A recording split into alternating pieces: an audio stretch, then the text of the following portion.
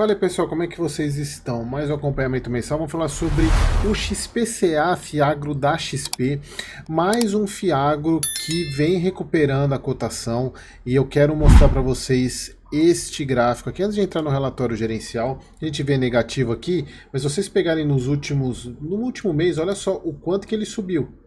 Quase 10%, chegando a 11% aqui de subida, né? Se a gente for pegar no último... Tudo bem que ele estava vindo lá atrás, né? Mas se a gente for pegar nos últimos meses aí, ele subiu bastante, quase 13%, aí depende, 10, 11% aqui.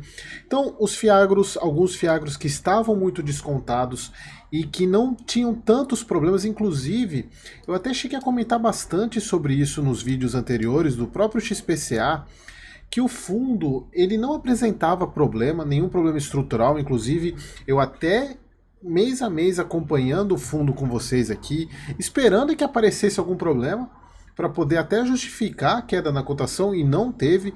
Inclusive, só o mês passado que teve uma questão daquela usina de cana, se vocês estão lembrados, né, que o fundo resolveu rápido a situação, o relatório agora é de julho de 24, aumentou inclusive 1 centavo de pagamento de dividendo, no mês passado pagou 10 centavos.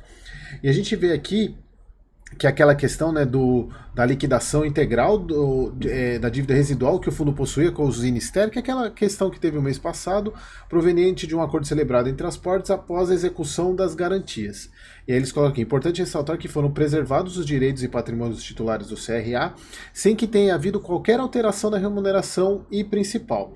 O êxito da recuperação se deu em razão da boa estrutura de garantias e da agilidade da negociação e da expertise da gestão. E aqui, então, aqui foi um dos sustos que apareceu mês passado aí, que poderia até tentar justificar a queda da cotação que estava tendo, mas de fato não. E aqui eu volto a falar para vocês que, na minha visão, tem 3 fatores aí que podem contribuir com essa recuperação de alguns fiagros que estavam descontados e que, em tese, dava a impressão que o mercado estava esperando o problema e ele não veio.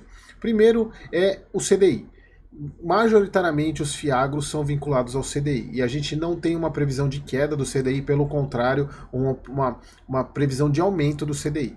Inclusive saiu recentemente no Boletim Focus que já está a previsão para final de 2024, 11,25 CDI. Então esse é um primeiro ponto. Então, aumentando o CDI, obviamente o resultado desses fiagros vão melhorar. A própria melhora do setor do agro, que desde o início do ano vem sofrendo bastante, mas parece que melhorou bastante, inclusive as questões climáticas melhoraram, e o dólar, porque a desvalorização do real e consequente valorização do dólar ajuda muito na questão da exportação. Então, as commodities ajudam muito, mesmo com a queda do preço da soja, que é compensada pelo dólar. Então, eu vejo um composto aí desses 3 fatores para poder mostrar a recuperação de alguns fiagros, né, que vinham bastante descontados. O XPCA era um deles, o KNCA, se eu não me engano, também. Então, alguns fiagros que vinham bem descontados. Ocorreram movimentações no portfólio, com destaque para uma aquisição de uma nova operação do fundo OP, cujas cotas são investimentos do XPCA. O ativo em questão é uma célula de produtor rural, CPR, da Primato, tradicional cooperativa agropecuária.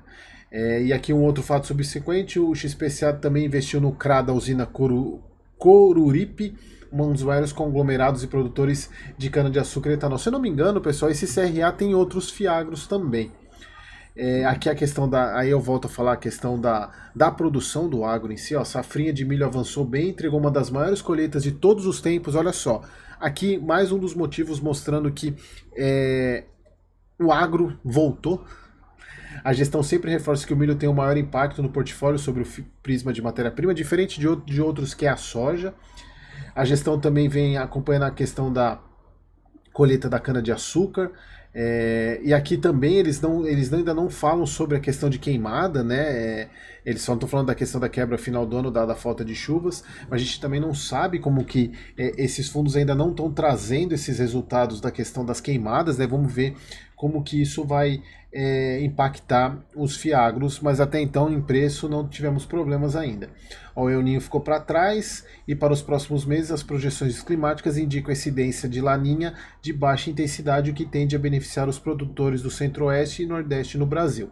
Então o resultado do fundo foi de 11 centavos, como a gente já falou. Aqui é a usina Coruripe, né, que inclusive foi o que eu falei para vocês, se eu não me engano ela tem mais de um fiagro, não vou lembrar de cabeça o que tem, mas tem mais de um fiagro. Então aqui o fundo vendeu 660 mil desse CRA de risco ISA, e comprou, como a gente já sabe, o CRA Coruripe 11,88 milhões, CDI mais 4,5. Aqui os resultados, a gente vê que o fundo gerou um pouquinho mais do que pagou. Inclusive, ele até fez um pouquinho de acúmulo, um pouquinho de reserva e pagou 11 centavos, bem diferente. Pagou praticamente, foram 2 centavos em relação ao mês passado. Também é um dos motivos que também fez a cota andar um pouco, né?